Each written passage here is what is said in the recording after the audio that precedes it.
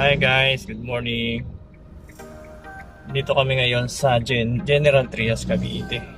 Meron po kaming pupuntang isang project dito sa may Barangay Panongyanan, General Trias. Ayan, sa mga buyers po natin, sa mga client po na gusto ay malapit sa Tagaytay. Ayan, ito po. Pinakamurang ano po ito. Project malapit po sa Tagaytay. Puntahan po natin itong Rochdale Residences dito po sa Barangay Panongyanan, General Trias, Cavite.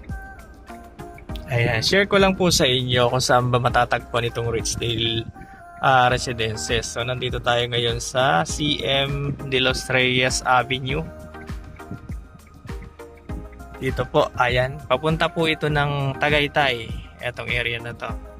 So, kung familiar din po kayo sa Sabela, yan, malapit lang po sa Sabela Village. Ang pinaka-landmark po, makikita nyo dito, ayan. Winter Breeze. Papasok po tayo dyan, dito sa kanto na to. Sa right side, so mula po dito sa CM De Los Reyes Avenue, nasa 500 meters lang po, dyan sa Barangay Road. And, yun na po yung ano, Rochdale Residences. So pwedeng lakarin kasi nasa 500 meters lang po siya. Ayun nga po, malapit ito sa Tagaytay kasi mula po dito 30 minutes lang nandun na po kayo sa Tagaytay. So let's go, puntahan po natin yung Rochdale Residences.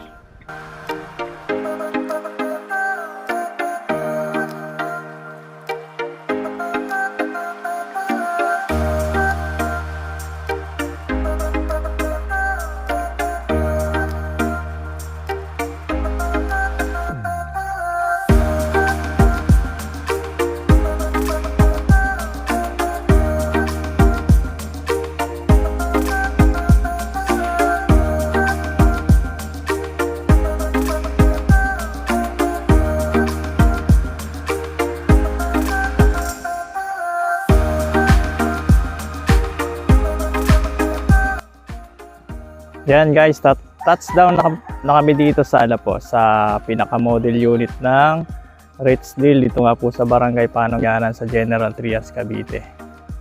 So attention po sa mga naghahanap ng mga malapit po sa Tagaytay. Baka po ma-consider nitong Rochdale. So 30 to 40 minutes lang po, nasa ano na kayo sa Tagaytay.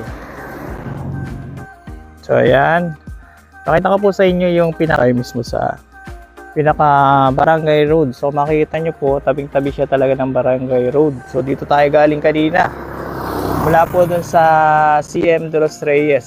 So 500 meters nga lang po dun, papunta dito sa mismong subdivision.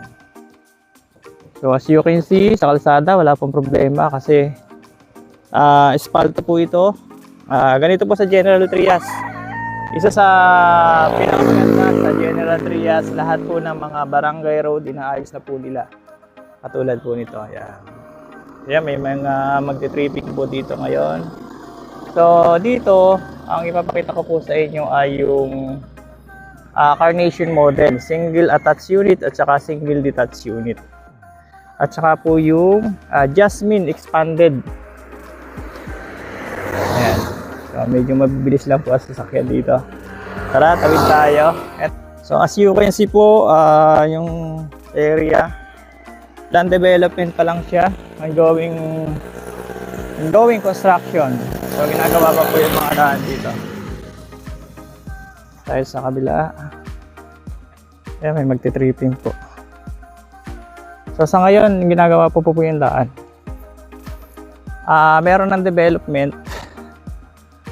So as you can see dito sa right side, ito naman po yung ating Carnation, single attached, single detached.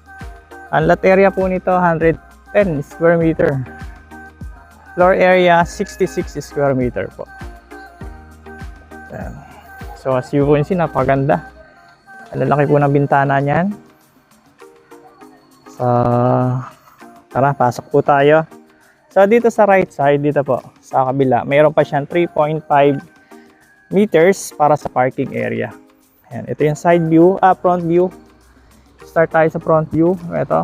So mayroon siyang tatlong bintana dito sa. So So meron pa kayong space dito sa harapan. And dito nga po sa gilid, 3.5 meters. Ito naman yung side view. So meron siyang bintana rin dito sa first floor, second floor. And ito po sa kabila. So pag sinabi pong single detached, naiikutan po yung bahay. And meron pa kayong space dito sa gilid.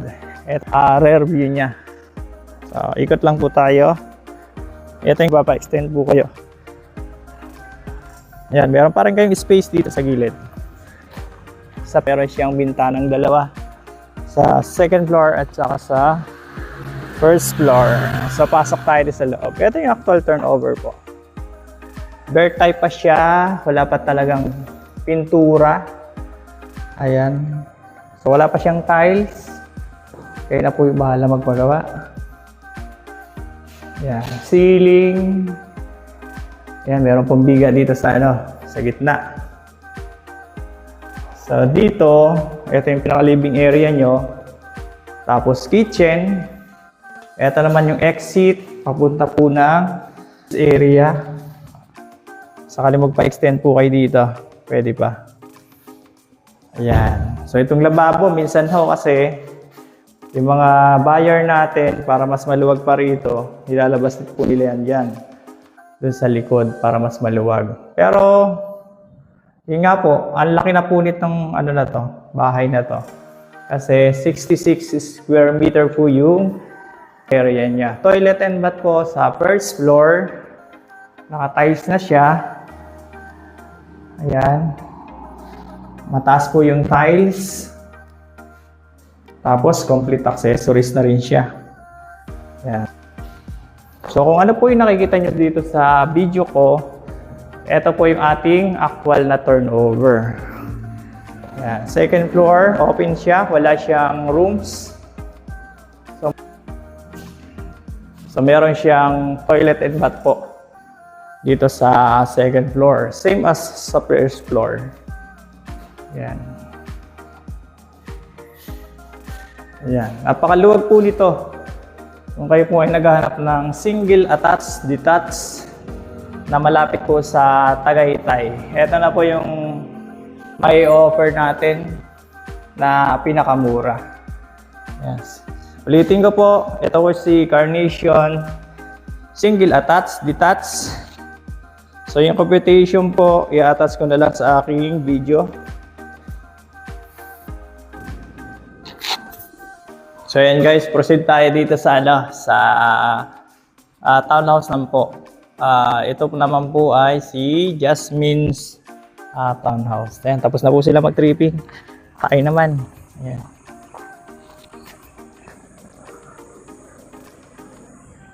Ayan po yung site. Sa ngayon, ano pa talaga, land development pa lang siya. Pero mas maganda po makapag na kayo, makapagpa-reserve. Kasi pag mga ganyan pong reselling, lupa pa lang, mura pa lang siya. Ito naman po yung si Jasmine. Townhouse naman siya. Ang lot area po nito ay 78 square meter. So malaki-laki siya. And floor area is 71. Yan. Provision ng 2 bedrooms at 2 to 3 bedrooms.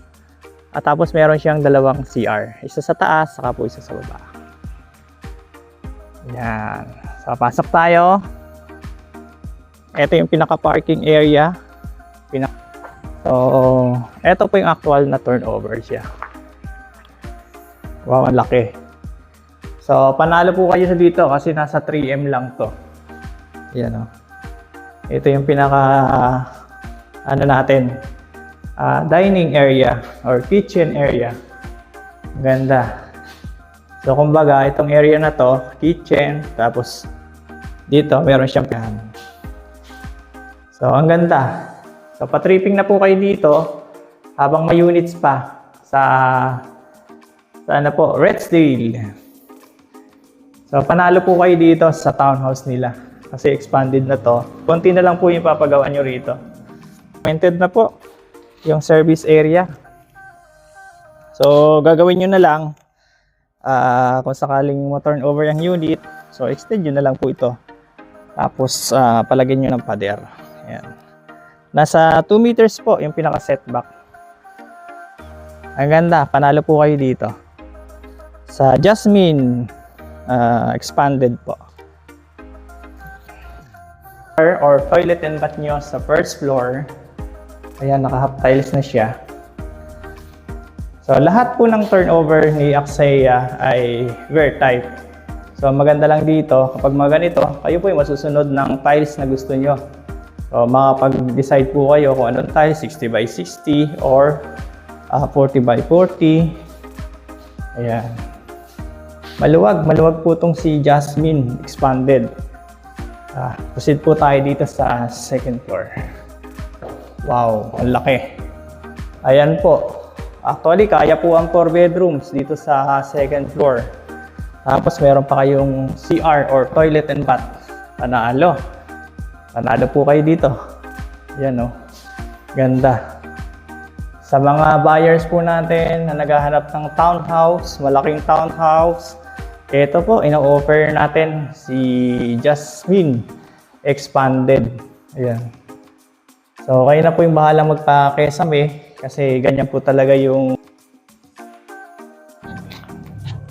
So, ayan po. Ayan guys.